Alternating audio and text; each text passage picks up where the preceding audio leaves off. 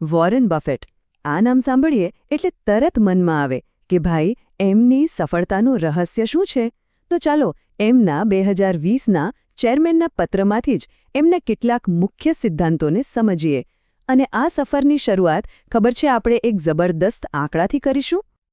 28,10,526%. આ શું છે? આ છે બર્કશાયર હેથવેનો 1964થી લઈને 2020 સુધીનો કુલ ફાયદો. હા, બરાબર સાંભળ્યું, 28 લાખ ટકાથી પણ વધારે.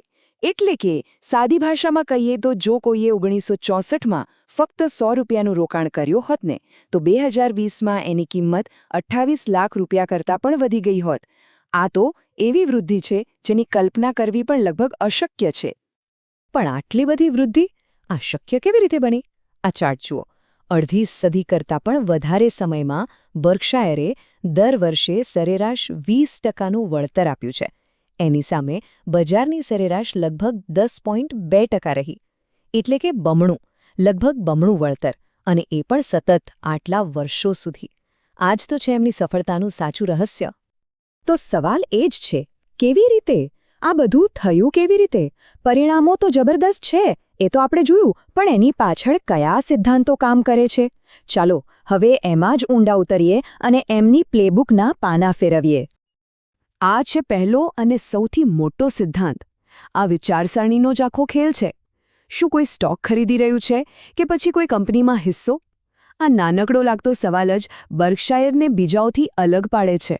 જુઓ, તેઓ સ્ટોક ટ્રેડિંગ નથી કરતા. એ લોકો સારા બિઝનેસમાં માલિકી ખરીદે છે. આ સાંભળવામાં નાની વાત લાગે, પણ આ ખૂબ જ શક્તિશાળી તફાવત છે. જૂના જમાનાના કોંગ્લોમરેટ્સ યાદ છે? એમનું કામ કેવું હતું? બસ ગમે તે કંપની દેખાય ખરીદી લેવાની, ભલે સાધારણ કેમ ના હોય. પણ બર્કશાયરની રીત એ બિલકુલ અલગ છે. તેઓ સાધારણ નહીં પણ અદ્ભુત બિઝનેસ શોધે છે.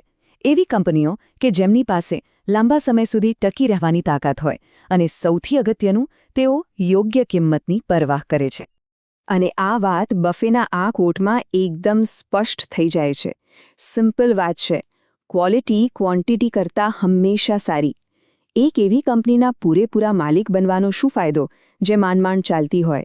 એના કરતાં તો કોઈ મહાન કંપનીનો નાનકડો હિસ્સો બનવું પણ ઘણું સારું છે, નહીં? ચાલો હવે વાત કરીએ એમના બીજા સિદ્ધાંતની, પુનઃ ખરીદીનો જાદુ. આ એક એવી શક્તિશાળી રીત છે જેનાથી શેરધારકોનું મૂલ્ય વધે છે, પણ સાચું કહું તો મોટાભાગના લોકો આને બરાબર સમજતા જ નથી. એટલે જ એને જાદુ કહ્યો છે. એક વાત વિચારો, કોઈ કંપનીમાં આપણી માલિકીનો હિસ્સો વધી રહ્યો છે અને એના માટે આપણે 1 રૂપિયો પણ નથી આપવો પડતો. કેવું લાગે? બસ આ જ છે પુનઃ ખરીદીનો જાદુ. જુઓ, 2020માં બર્કશાયરે $24.7 અબજ ખર્ચીને પોતાના જ શેર પાછા ખરીદ્યા, અને એનાથી શું થયું? જે બાકીના શેરધારકો હતા એમની માલિકી આપોઆપ 5.2% વધી ગઈ.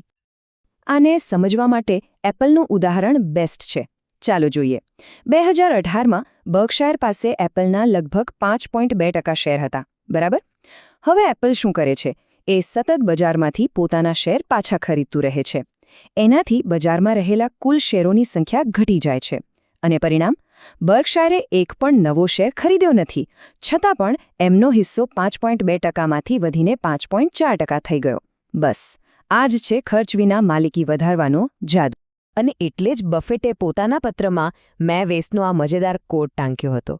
સારી વસ્તુનો અતિરેક અદ્ભુત હોઈ શકે છે, અને લાંબા ગાળે આ પુનઃ ખરીદીનો જાદુ ખરેખર અદ્ભુત પરિણામો જ આપે છે. પણ જુઓ, સફળતા એટલે ખાલી આંકડા અને ગણતરીઓ નથી હોતી. એની પાછળ હંમેશા માણસો હોય છે, એમનો વિશ્વાસ હોય છે.